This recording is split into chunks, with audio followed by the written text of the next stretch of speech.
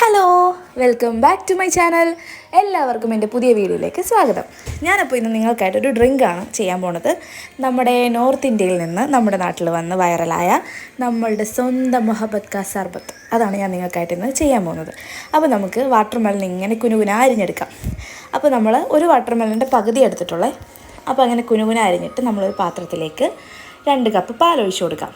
അതിനുശേഷം നമുക്ക് 1 കപ്പ് പഞ്ചസാര അതിലേക്ക് ചേർത്ത് കൊടുക്കാം. എന്നിട്ട് നമുക്കതിലേക്ക് ഒരു തുള്ളി റോസ് സിറപ്പ് ചേർത്ത് കൊടുക്കാം.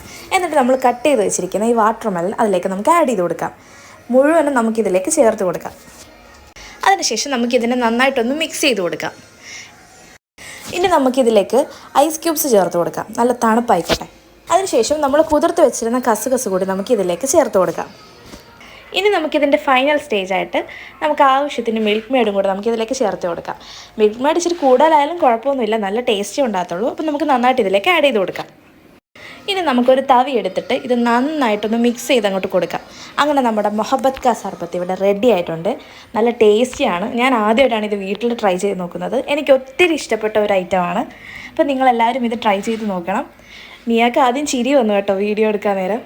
എന്നിട്ട് അവളുടെ ചിരിയൊക്കെ കഴിഞ്ഞിട്ട് അവൾ ലാസ്റ്റ് അത് ടേസ്റ്റ് ചെയ്ത് നോക്കി. സൂപ്പറാണെന്നതേ പറഞ്ഞു കേട്ടോ. ഞാനൊരു ഗ്ലാസ് കുടിച്ചു. എനിക്കും ഇത് ഒരുപാട് ഇഷ്ടമായി. അപ്പോൾ ഇതെല്ലാവരും വീട്ടിൽ ട്രൈ ചെയ്ത് നോക്കണം.